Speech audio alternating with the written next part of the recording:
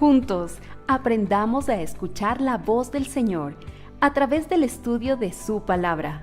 Aprendamos a obedecer sus principios y que su verdad se establezca en nuestras vidas.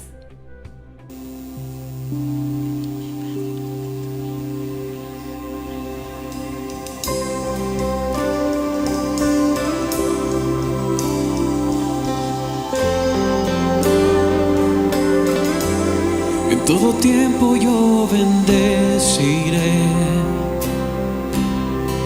el nombre de mi Salvador, mi buen pastor, la luz que guía mi caminar. Confiaré en su fidelidad en medio de la oscuridad.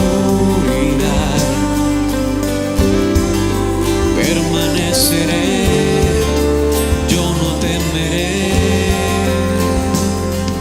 En medio de la batalla yo le cantaré. Mis labios hoy declaran que mi Dios es más grande, grande. Mi Dios es más fuerte, fuerte. Más grande que el temor, más fuerte que el dolor. En todo tiempo adoro su nombre. Mi Dios es más grande, grande. Mi Dios es más fuerte, fuerte. Más grande que el temor, más fuerte que el dolor. En todo tiempo adoro su nombre. La buena obra que empezó en mí será fiel en completarla.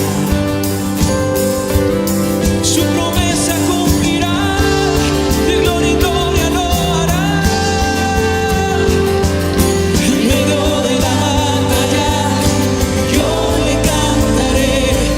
Mis labios hoy declaran que mi Dios es más grande. Mi Dios es más fuerte, más grande que el temor, más fuerte que el dolor. En todo tiempo adoro su nombre. Mi Dios es más grande, grande. Mi Dios es más fuerte, fuerte. Más grande que el temor, más fuerte que el dolor. En todo tiempo adoro su nombre. Vamos, iglesia, díganlo. Nadie puede callarme, nadie puede apagarme. Siempre voy a adorarme, su amor nunca falla. Miedo no me detienes, Dios siempre me sostiene. Su gozo me fortalece, mi Dios es más grande. Nadie puede callarme, nadie puede apagarme. Siempre voy a adorar su amor nunca falla. Miedo no me detienes, Dios siempre me sostiene.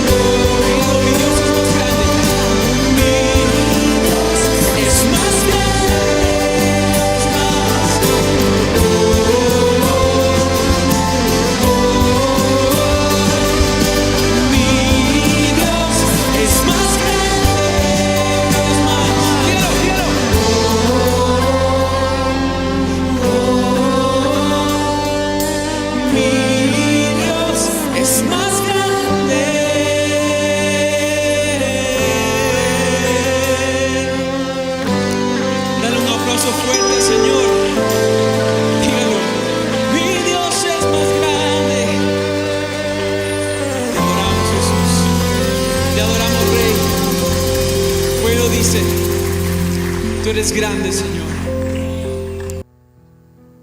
Con tu contribución podemos seguir con la obra que el Señor nos ha encomendado. Hay diferentes formas de presentar nuestros diezmos y ofrendas. Si prefiere, puede hacerlo por medio de transferencia bancaria. Mientras reconozcamos que todo procede de Dios, vivamos en su temor y busquemos de su dirección en todas las áreas de nuestra vida, seremos prosperados, porque el Señor no es deudor de nadie. En esta época del año, donde los corazones se llenan de gratitud y esperanza, recordamos que dar también es una forma de amar.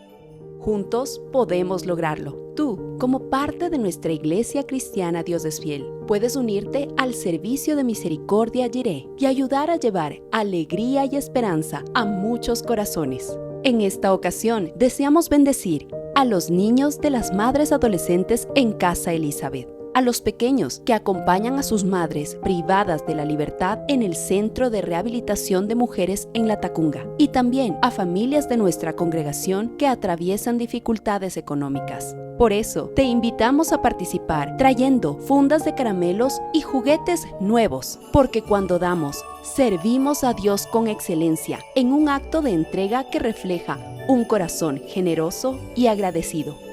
Los niños que recibirán estas bendiciones tienen entre 1 y 12 años de edad y soñamos con que cada uno reciba un obsequio que les recuerde el amor de Jesús. Te contamos, amada Iglesia, que gracias a la generosidad de varias hermanas ya hemos recibido una donación de chompas nuevas que serán entregadas a las madres adolescentes en Casa Elizabeth. Con tu aporte podremos llegar aún más lejos y bendecir a muchos más niños y familias. Atención, tendremos solo 3 domingos para la recolección. Puedes entregar tus donaciones al Ministerio de Misericordia hasta el domingo 7 de diciembre. No lo dejes para después. Cada donación, por pequeña que parezca, puede reflejar el amor de Cristo en la vida de un corazón que lo necesita. Y no nos cansemos de hacer el bien, porque a su tiempo segaremos si no desmayamos. Juntos, llevemos el amor de Jesús a quienes más lo necesitan, porque servir es amar en acción. Hermanos, continuamos con este estudio precioso de la carta del apóstol Pablo a la iglesia en Filipo. Y te pido que por favor abras tu Biblia en Filipenses capítulo 1. Vamos a considerar la primera parte del versículo 1. Mira, hemos dado una introducción y hemos comprendido las semanas anteriores acerca de la importancia, la profundidad acerca de este tema, el verdadero gozo. Mira lo que dice, por favor, Filipenses capítulo 1, versículo 1, la primera parte, dice: Pablo y Timoteo, siervos de Jesucristo. Esto es hermoso, hermano amado, siervos de Jesucristo. Es lo que nosotros en la Iglesia Cristiana Dios es Fiel, nosotros no nombramos líderes, sino todos somos siervos. Y ejemplo tenemos en la vida de Timoteo y en la vida del apóstol Pablo. ¿Cómo comienza esta carta? Pablo y Timoteo, siervos de Jesucristo. Recuerda que el apóstol Pablo es el amado apóstol que escribió nada más y nada menos que 13 epístolas del Nuevo Testamento. No es poca cosa, hermano. Y se identifica como siervo de Dios, no es el gran apóstol. Y tal vez el apóstol Pablo es el siervo de Jesucristo más ilustre y privilegiado que el mundo haya conocido. Con todo, quiero que notes, se refirió a sí mismo y también a Timoteo como siervos de Jesucristo y nada más. No más títulos, no más pergaminos, no más, hermanos. El apóstol Pablo, al comenzar a escribir esta carta, no aludió a su autoridad apostólica ni el haber sido escogido para escribir parte de la palabra escrita de Dios, que es algo tan importante. Sin embargo, deja a un lado. Ante todo, él se consideraba, aunque era apóstol, aunque el Señor lo había llamado para que plasmara una buena parte de lo que tenemos hoy como Nuevo Testamento. Sin embargo, ante todo se consideraba a sí mismo como siervo de Dios, como un esclavo del Señor. Ahora esta palabra siervo o esclavo del Señor, tal vez la descripción más clara y breve del apóstol Pablo que hay en el Nuevo Testamento, fue escrita por él mismo en esta carta. Se describe Pablo y Timoteo, siervos de Jesucristo. Qué hermoso. Acerca de su vida en el judaísmo, en esta misma carta, el apóstol Pablo habla de sí mismo. En esta misma carta, él cuenta cómo fue su vida. Este siervo de Jesucristo dice: aunque yo tengo también de qué confiar en lo humano, en la carne. ¿Sí? Ahí vamos por favor al capítulo 3, versículo 4. Se presenta como siervo de Jesucristo, pero aquí nos muestra de manera tan precisa toda su vida, sus logros. Aunque yo tengo también de qué confiar en la carne, si alguno piensa que tiene de qué confiar en la carne, dice el apóstol Pablo, yo más, circuncidado al 8º día, del linaje de Israel, de la tribu de Benjamín, hebreo de hebreos, en cuanto a la ley fariseo, en cuanto a celo, perseguidor de la iglesia, en cuanto a la justicia que es en la ley, irreprensible. Pero cuantas cosas eran para mi ganancia, dice Pablo, las he estimado como pérdida. ¿Por qué? Por amor de Cristo. Y ciertamente aún estimo todas las cosas como pérdida por la excelencia del conocimiento de Cristo Jesús, mi Señor, por amor de lo cual lo he perdido todo y lo tengo todo por basura. Esto dice un verdadero siervo de Jesucristo. Por amor al Señor lo he perdido todo. Lo tengo todo por basura para ganar a Cristo y ser hallado en Él, no teniendo mi propia justicia que es por la ley, sino la que es por la fe de Cristo, la justicia que es de Dios por la fe, a fin de conocerle y el poder de su resurrección y la participación de sus padecimientos. Mire lo que dice este siervo de Jesucristo, llegando a ser semejante a Él, al Señor, en su muerte, si en alguna manera llegase a la resurrección de entre los muertos. Hemos dado lectura a Filipenses capítulo 3, desde el versículo 4 al 11. Filipenses 3, versículo 4 al 11. Así es como se presenta el apóstol Pablo, como siervo de Jesucristo, y ahora todo lo tiene por basura. Si te das cuenta,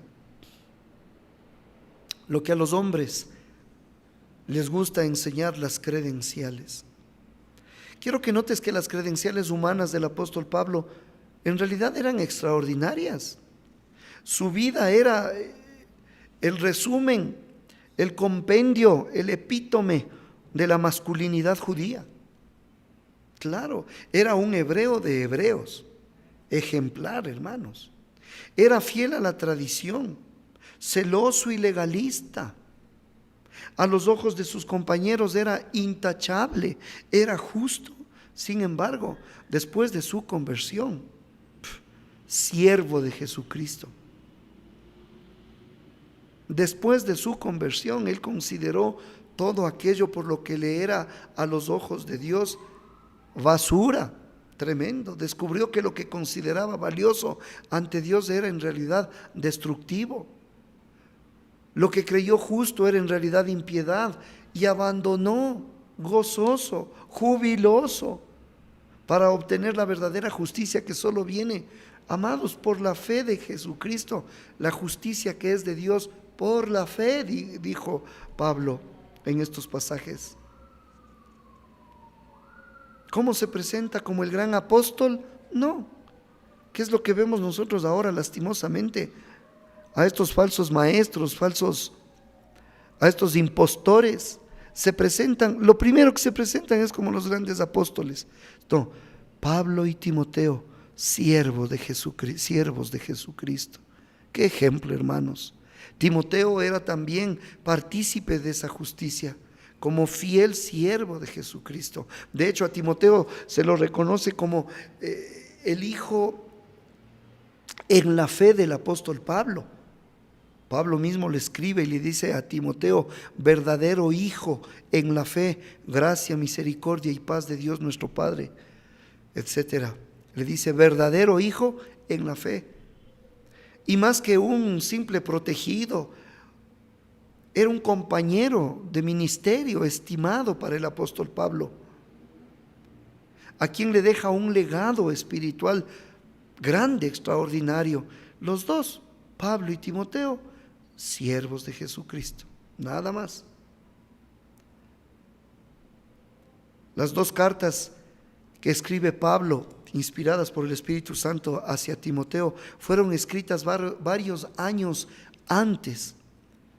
La primera después que el apóstol había sido liberado de su primer cautiverio en Roma, y la segunda durante su segundo cautiverio ahí también. La palabra siervos, porque eso estamos, recuerde, Filipenses capítulo 1, versículo 1. Pablo y Timoteo, siervos de Jesucristo. Esta palabra siervos traduce el plural del conocido término griego doulos. ¿Cuántas veces lo hemos escuchado? ¿Qué significa doulos? ¿O a quién describe a esta palabra doulos? Describe a una persona cuyo dueño es otro. Eso significa doulos. Eso significa esclavo. Eso significa siervo. Te repito, describe a una persona cuyo dueño es otro. Si tú eres un siervo de Jesucristo, ¿qué significa? Que tu dueño es otro, no eres dueño de ti mismo. Tu dueño es Jesucristo, al cual estás subordinado y del cual depende. El siervo depende y está subordinado, en este caso, a nuestro Señor Jesucristo. Pablo emplea el término aquí para referirse a sí mismo al comienzo de 3 de sus epístolas. Él tiene por costumbre decir, por ejemplo, Pablo, ahí en Romanos dice, capítulo 1, versículo 1, no lo busque, solo escuche, dice: Pablo, siervo de Jesucristo, llamado a ser apóstol, apartado para el evangelio de Dios. ¿Cómo se presenta? Como siervo. Aquí en Filipenses 1:1, Pablo y Timoteo, siervos de Jesucristo, a todos los santos en Cristo Jesús que están en Filipos. En la carta de Tito, Pablo, siervo de Dios y apóstol de Jesucristo, conforme a la fe de los escogidos de Dios y el conocimiento de la verdad, etc. Se presenta como siervo. Y en cada caso antecede la mención de su apostolado, ¿sí? Porque dice, si tomas en cuenta, dice siervo de Jesucristo llamado a ser apóstol. O sea, primero, antes que ser apóstol, él se presenta como siervo. Lo mismo lo hace el mismo Santiago 1:1, dice Santiago, siervo de Dios y del Señor Jesucristo a las 12 tribus que están en la dispersión. De la misma forma Pedro se presenta ahí en 2 de Pedro 1:1, Simón Pedro, siervo. Primero siervo y luego dice y apóstol de Jesucristo. ¿Te das cuenta? En Judas, el capítulo 1, versículo 1, Judas, siervo de Jesucristo. No es el Judas Iscariote, por si acaso. Judas, siervo de Jesucristo y hermano de Jacobo, a los llamados, etcétera. Entonces todos ellos, Pablo, Santiago, Pedro, Judas, usan este orden, primero siervos y luego hablan de su apostolado. Ahora, al emplearse en el Nuevo Testamento para referirse a la relación del creyente con Jesucristo, esta palabra doulos, esclavo, describe un servicio voluntario. Un doulos, un siervo, es alguien que da un servicio voluntario, resuelto, consagrado. Este doulos, este siervo, refleja la actitud de un esclavo del Antiguo Testamento que rechazaba la oportunidad de ser libre para someterse de manera voluntaria a su Señor de por vida. Recuerde que cada cierto tiempo en el Antiguo Testamento el amo podía dejar libre a su siervo, a su esclavo. Pero había ocasiones donde el amo era tan bueno que de manera voluntaria decidían quedarse como dulos, como esclavos, de por vida con su amo. Y esa es la idea entonces que se toma ahora aquí en el Nuevo Testamento. Esto viene del Antiguo Testamento, de la ley mosaica. De hecho, la ley mosaica, ¿qué establecía? Decía, y si el siervo dijere, yo amo a mi señor, o sea, a mi amo, a mi mujer, a mis hijos, no saldré libre, entonces su amo los llevará ante los jueces y le hará estar junto a la puerta o al poste, y su amo le perforará o le horadará la oreja con lesna y será su siervo para siempre. Esto lo vemos en Éxodo capítulo 21, versículos 5 y 6. Esta es la imagen que tenemos entonces en el Antiguo Testamento. Esclavos que no querían su libertad porque sus amos eran tan buenos que preferían seguir a su servicio. Ahora, acerca de todos los creyentes, ¿qué es lo que sucede? Creyentes fieles. El apóstol Pablo declara, ahora estamos libres de la ley, por haber muerto para aquella en que estábamos sujetos, de modo que sirvamos. Aquí está el siervo, bajo el régimen del nuevo espíritu y no bajo el régimen viejo de la letra. Romanos 7:6. Romanos 7:6. A los corintios el mismo apóstol Pablo les explicó, porque el que en el Señor fue llamado siendo esclavo, liberto es del Señor, libre. Asimismo el que fue llamado siendo libre, esclavo es de Cristo. Qué hermoso. Bajo esta perspectiva, entonces, Pablo y Timoteo, recuerde que estamos en el libro de Filipenses, capítulo 1, estamos estudiando el versículo 1. Pablo y Timoteo solo consideraban el hecho de ser siervos de Jesucristo en el sentido más positivo, en el sentido más amplio, que significa que Pablo y Timoteo no se consideraban siervos de la iglesia, no se consideraban siervos de Roma, no se consideraban siervos de cualquier persona, ni siervos de cualquier institución, sino solo siervos de Jesucristo. Pablo les recordó a los ancianos de la iglesia en Éfeso, por ejemplo, que aquella devoción sincera al encontrarse con ellos en cierta ciudad llamada Mileto, les dijo, pero de ninguna cosa hago caso, ni estimo preciosa mi vida para mí mismo, con tal que acabe mi carrera con gozo y el ministerio que recibí del Señor. Ahí hay un amo y ahí hay un esclavo, para dar testimonio del evangelio de la gracia de Dios. Hermanos, en otras palabras, ¿cómo aplicamos nosotros a nuestra propia vida como creyentes? Debemos entender, iglesia, qué importante es ser siervos de Dios. Mire, si usted no quiere ser siervo de Dios, no pretenda tener gozo en su vida cristiana. No. Usted va a estar atado a esa felicidad momentánea y no va a poder experimentar ese gozo permanente que viene de Dios. Solamente a los siervos. Cada creyente verdadero debe mostrar una devoción semejante a la del apóstol Pablo, semejante a la de Timoteo. Especialmente si ese siervo de Dios está sirviendo en algún ministerio o ha sido llamado o está siendo llamado al ministerio.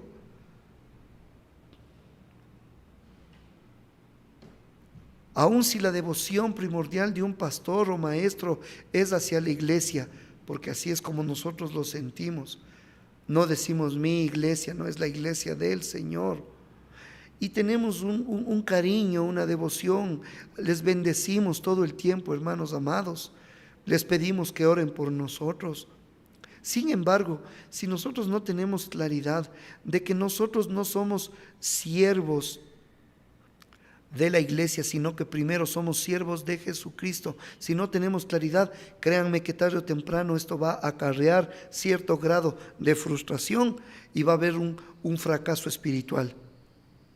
Por eso es importante, hermanos queridos, que en la iglesia se recupere el término siervo.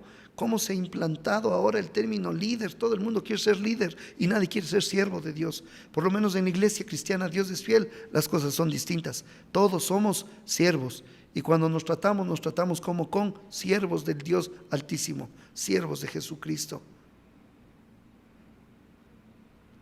Entonces, cuando entendemos esto, la devoción a Jesucristo nunca será vana, ni nunca va a acarrear desilusión. La iglesia te desilusiona, los hermanos te desilusionan, los ministerios te desilusionan, la familia te desilusiona, todo te desilusiona. Pero cuando eres siervo de Jesucristo, Él nunca te va a desilusionar. Si el ministerio de un pastor se rige por las normas y opiniones de otros creyentes, sin duda va a experimentar frustración. Por el contrario, si la devoción y la obediencia es primero al Señor y a su palabra, esto siempre nos va a mantener en un andar fiel, y en un caminar piadoso. Por eso, hermanos amados, las cadenas que ataban a Pablo no reflejaban en realidad su servidumbre a Roma. Recuerda que él está en una prisión, recuerda que él está atado a unas cadenas. En realidad esas cadenas no muestran que está esclavizado a Roma, no. Él está atado a su Señor. Su cautiverio en Roma simbolizaba su servidumbre a Jesucristo. Por eso dice, mis prisiones, explicó, se han hecho patentes en Cristo en todo el pretorio y a todos los demás. Y la mayoría de los hermanos, cobrando ánimo en el Señor con mis prisiones, se atreven mucho más a hablar la palabra sin temor. Qué hermoso. ¿Te das cuenta? Jesucristo mismo fue quien le asignó todos sus deberes y suplió todas sus necesidades. Él era esclavo de Jesucristo, no esclavo de Roma, no de algún carcelero, no, esclavo de Jesucristo. Él tenía el mismo espíritu de devoción a Cristo que los siervos de David ahí en el Antiguo Testamento, cuando mostraban esa fidelidad de los siervos hacia el rey David. Dice la palabra que los siervos del rey, hablando del rey David, le dijeron al rey, he aquí, tus siervos están listos a todo lo que nuestro Señor, el rey, decida. Imagínate si eso le dijeron al rey David, siervos humanos, a un rey humano, por especial que haya sido el rey David. ¿Cuánto más con nuestro Señor Jesucristo? Es por eso que nuestro Señor afirma con toda claridad que ninguno puede ser dulos, ninguno puede ser esclavo, ninguno puede servir a dos amos, a dos señores, porque o aborrecerá al uno y amará al otro, o estimará al uno y menospreciará al otro. Debemos entender, siervos de Dios, no podéis servir a Dios y a las riquezas. Tremendo. Y ya que el Señor a quien servimos es tan perfecto, es tan amoroso, por lo tanto sus siervos, o sea nosotros, podemos testificar juntamente con Pablo, nosotros como siervos de Dios. Yo te pregunto, ¿tú eres realmente siervo de Dios?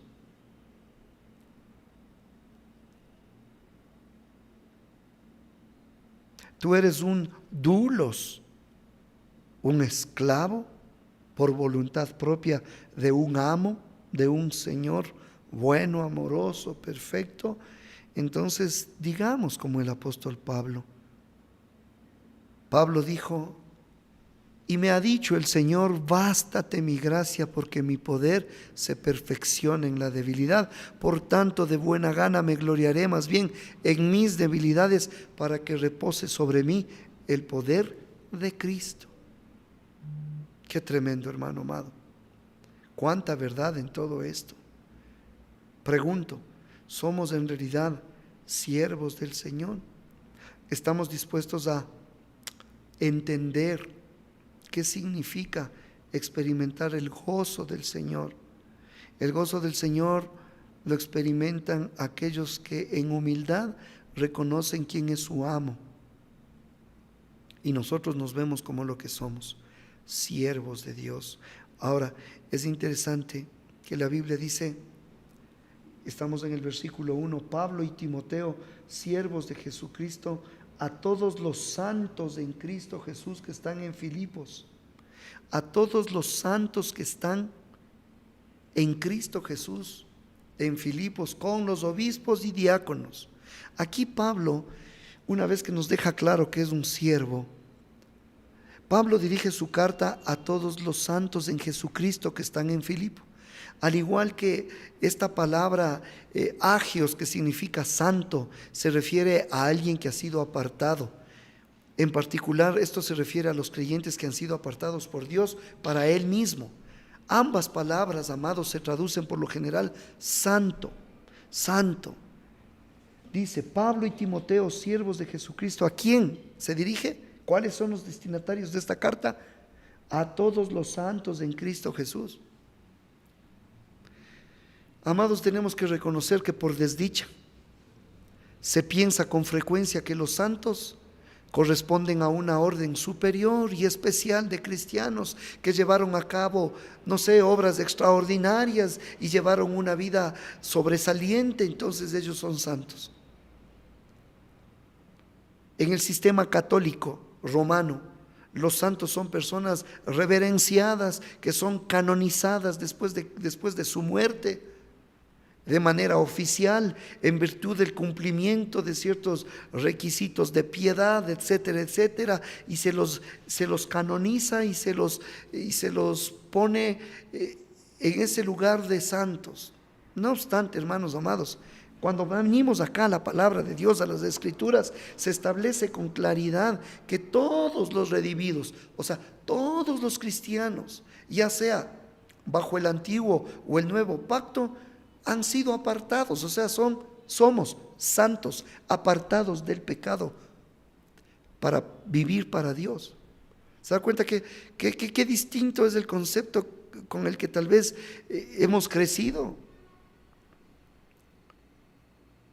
Cuando Dios ordenó, por ejemplo, a Ananías imponer sus manos al recién convertido Saulo de Tarso, y luego el gran apóstol Pablo, para que recobrara la vista, él respondió: Señor, he oído de muchos acerca de este hombre, cuántos males ha hecho a tus santos en Jerusalén.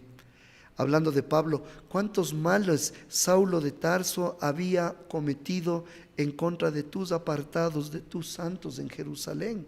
Unos versículos más adelante, Lucas escribió: aconteció que Pedro, visitando a todos, vino también a los santos, o sea, a los apartados que habitaban en Lida.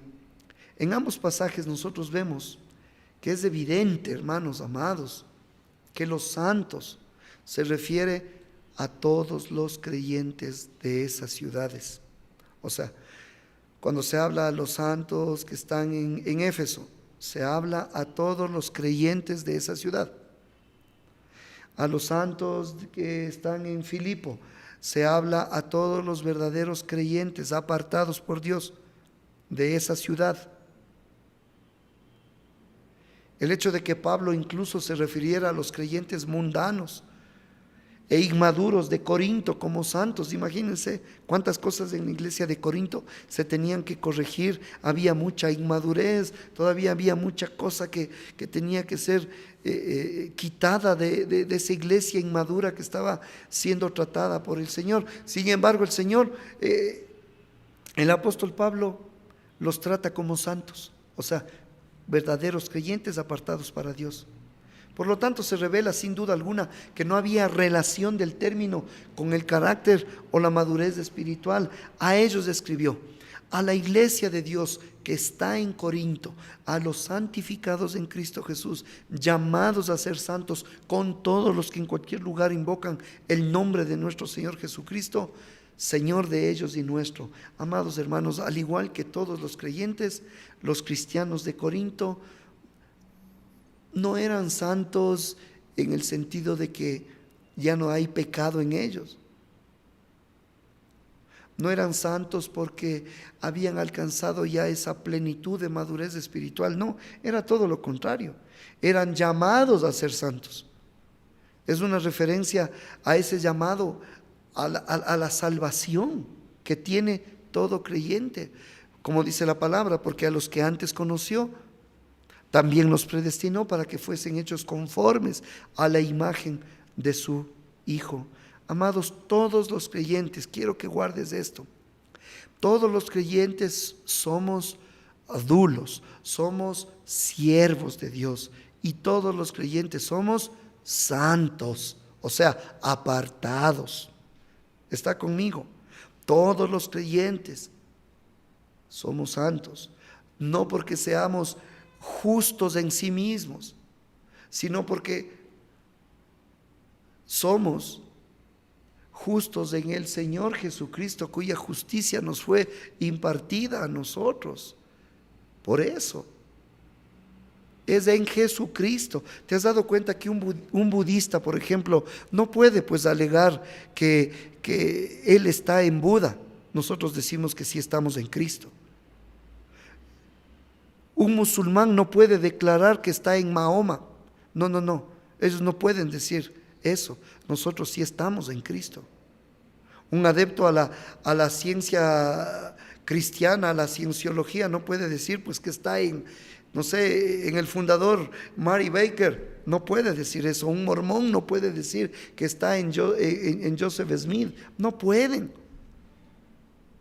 Pueden seguir sus enseñanzas, pueden leer sus escritos, pueden creer sus historias, pueden incluso seguir el ejemplo de esos líderes religiosos, pero no están en ellos. Solo los cristianos podemos decir que estamos en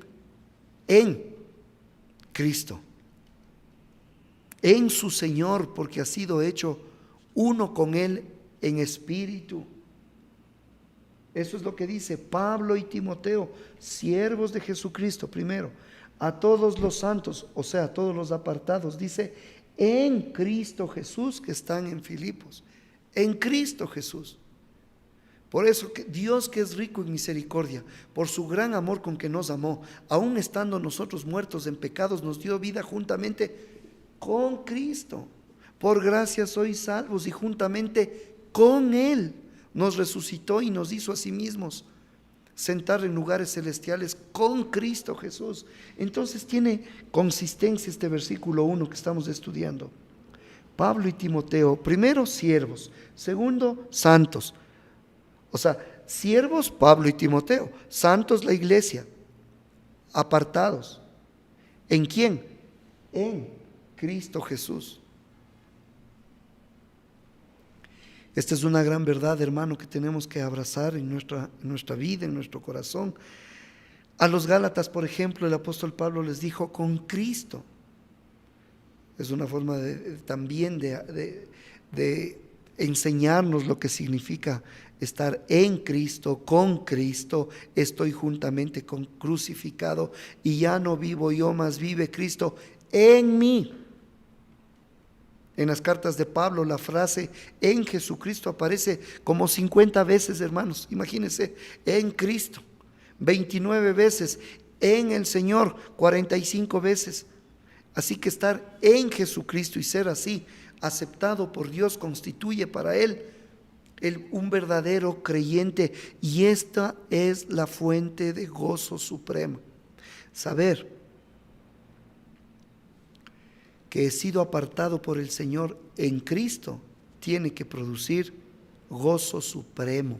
Ahora quiero que note, vamos a ir terminando, dice en el versículo 1, la última parte, dice, Pablo y Timoteo, siervos de Jesucristo, a todos los santos en Cristo Jesús que están en Filipos, con los obispos y diáconos. Los obispos y diáconos tienen el llamado de guiar a la iglesia. los obispos, diáconos o los pastores o los siervos de la congregación. Somos llamados a eso, hermanos, a guiar y a servir. Y eso lo vemos nosotros en la palabra del Señor. El término obispo, no se complique, es otro término para decir anciano. O sea, es otra forma de decir aquel que pastorea la iglesia. Es el nombre más conocido del Nuevo Testamento para este cargo, ¿sí? Obispo u anciano. A los obispos, ancianos o pastores también se les debe reconocer como pastores y maestros u obispos. Es un llamado especial que el Señor ha hecho, ¿sí? Al hablar del dinero, por ejemplo, para aliviar el hambre que la iglesia de Antioquía envió por medio de Bernabé y Saulo a los ancianos de Judea, se menciona primero a los obispos o ancianos. Ellos son los que comunican cuáles son las normas de Dios a la iglesia. Ellos son los responsables de la parte espiritual, del liderazgo espiritual, guiados por el Espíritu Santo. Son los obispos, los ancianos, y asistidos por los diáconos, por los siervos de la congregación. Esto es algo muy práctico, hermanos amados, que no debemos pasar por alto. Los diáconos deben cumplir con las mismas normas elevadas que un obispo. La diferencia entre estos dos cargos que nos enseña la palabra es que los ancianos deben ser maestros experimentados y los diáconos tienen que ser servidores diligentes. Y por último, versículo 2 dice Pablo: gracia y paz a vosotros de Dios nuestro Padre y del Señor Jesucristo. Pablo usa esta conocida salutación en varias de sus cartas. No es nuevo este saludo, gracia y paz a vosotros. Acostumbraba el apóstol Pablo a hacerlo en muchas de sus cartas. Usted puede revisar, así como en una carta personal como la que es la de Filemón. Es una expresión de profundo amor. Gracia y paz a vosotros, de Dios nuestro Padre y del Señor Jesucristo. Es una salutación, es una expresión de amor del apóstol hacia sus hermanos creyentes. Gracia y paz a vosotros. Y es así como quiero terminar este mensaje, diciendo y declarando esta palabra para tu vida, precisamente. Gracia y paz a vosotros de Dios nuestro Padre y del Señor Jesucristo. El énfasis está en el Señor Jesucristo. Que su paz y su gracia sea con cada uno de vosotros. Amén, y todos decimos amén. Bendiciones. Este fue un discipulado en línea de la Iglesia Cristiana Dios es Fiel. Esperamos que este tiempo haya sido de edificación para su vida. Gracias por habernos acompañado y por compartir este mensaje con otros. Si necesita ayuda o más información, no dude en contactarnos. Será para nosotros un privilegio servirlos. Dios los bendiga.